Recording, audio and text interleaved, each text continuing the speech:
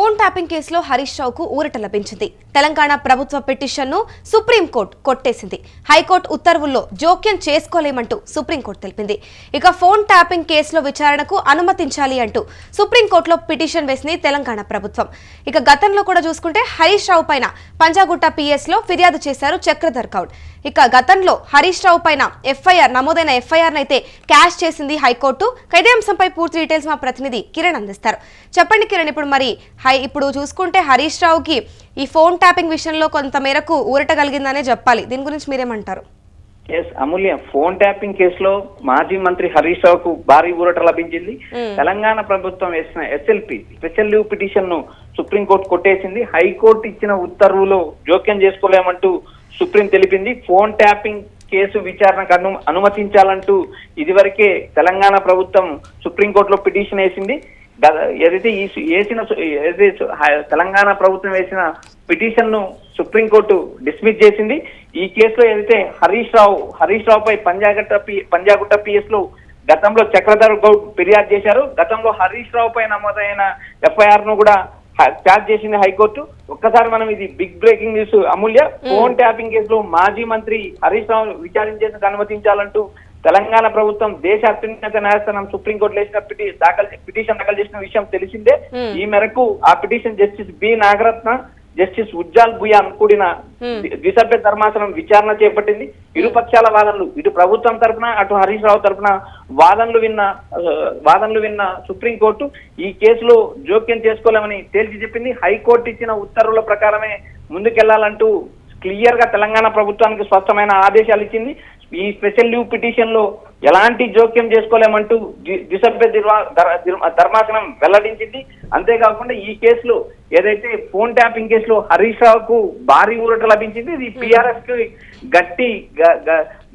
గట్టి పాజిటివ్ అంశము. ఎందుకంటే హరీష్ రావు పైన అటు హరీష్ రావు పైన ఇటు ఏదైతే తెలంగాణ ప్రభుత్వంతో పాటు నిరంతరం ఏదైతే కల్వకుంట్ల కవిత నిరంతరం దాడి చేస్తుంది.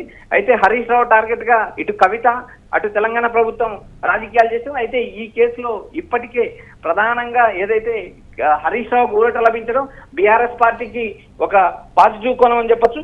అయితే ఈ కేసులో ప్రధానంగా మనం గమనించినప్పుడు 2004లో సిద్దిపేటకు చెందిన వ్యాపారి చక్రధర్ గౌడ్ గత బీఆర్ఎస్ ప్రభుత్వంలో మాజీ మంత్రి హరీష్ రావు ఆదేశాల మేరకు అప్పటి పోలీసు అధికారులు నా ఫోన్ ట్యాప్ చేశారంటూ చక్రధర్ గౌడ్ ఇప్పటికే ఫిర్యాదు చేశారు. అయితే మానసికంగా శారీరకంగా నన్ను వేధించారంటూ ఆయన పోలీసులకు ఫిర్యాదు చేశారు. దీనిపైన కూడా హరీష్ రావు పైన ఎఫ్ఐఆర్ నమోదైంది. అయితే ఈ ఎఫ్ఐఆర్ కూడా కొట్టివేయాలంటూ ఆయన తెలంగాణ హైకోర్టును ఆశ్రయించారు. ఈ పిటిషన్ లో ఎలాంటి ఆధారం లేవంటూ 2025 మార్చిన ఆ కేసును కొట్టేయడం కూడా జరిగింది. ఇటు ఫోన్ ట్యాపింగ్ తో పాటు అటు చక్రధర్ గౌడ్ కూడా తన ఫోన్ ట్యాప్ చేశారు, తనను అక్రమంగా నిర్బంధించారు, వేధించారంటూ వేసిన పిటిషన్ లో కూడా హరీష్ రావుకు ఊరట లభించింది.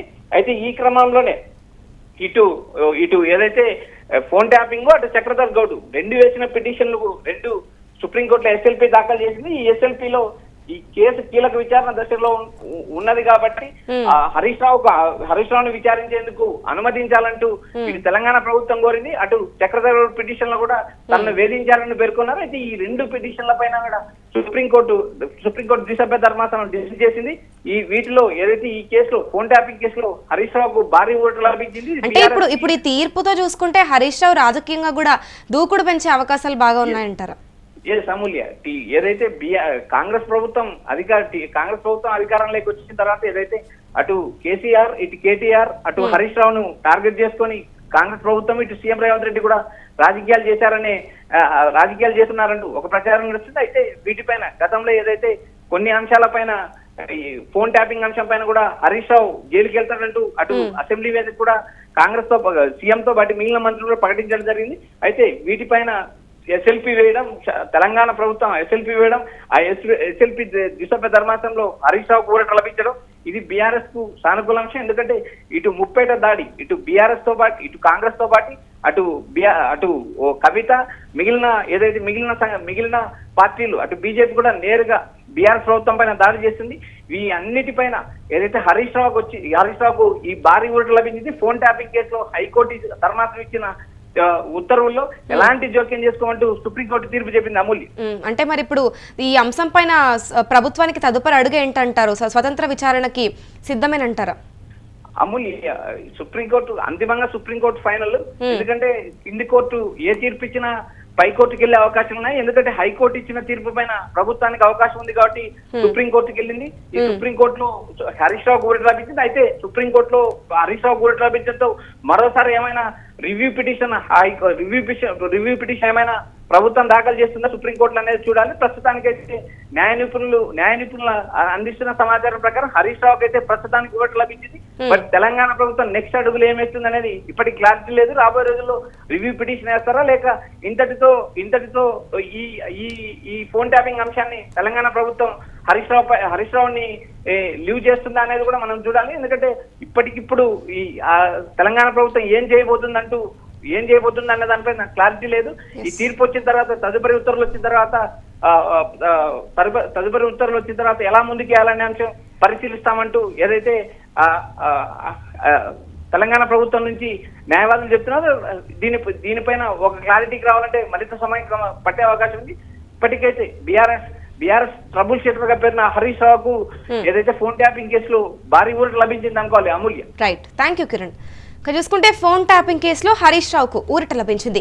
తెలంగాణ ప్రభుత్వం పిటిషన్ను కొట్టేసింది సుప్రీంకోర్టు. ఇక హైకోర్టు ఉత్తర్వుల్లో జోక్యం చేసుకోలేమంటూ సుప్రీంకోర్టు తెలిపింది. ఫోన్ ట్యాపింగ్ కేసులో విచారణకు అనుమతించాలి అంటూ సుప్రీంకోర్టులో పిటిషన్ వేసింది తెలంగాణ ప్రభుత్వం. ఇక గతంలో హరీష్ రావు పైన పంజాగుట్ట PS లో చక్రధర్ గౌడ్ ఫిర్యాదు చేశారు. గతంలో హరీష్ రావు పైన నమోదైన FIR ను క్యాష్ చేసుకున్నారు. ఇక ఈ అంశం పైన ఫోన్ ట్యాపింగ్ అంశం పైన అయితే ప్రస్తుతం హరీష్ రావుకు ఊరట లభించిందనే చెప్పాలి. ఇక తెలంగాణ ప్రభుత్వం దీనిపైన తదుపరి చర్యలు ఏం తీసుకుంటుంది అనేది మాత్రం చూడాల్సి ఉంది.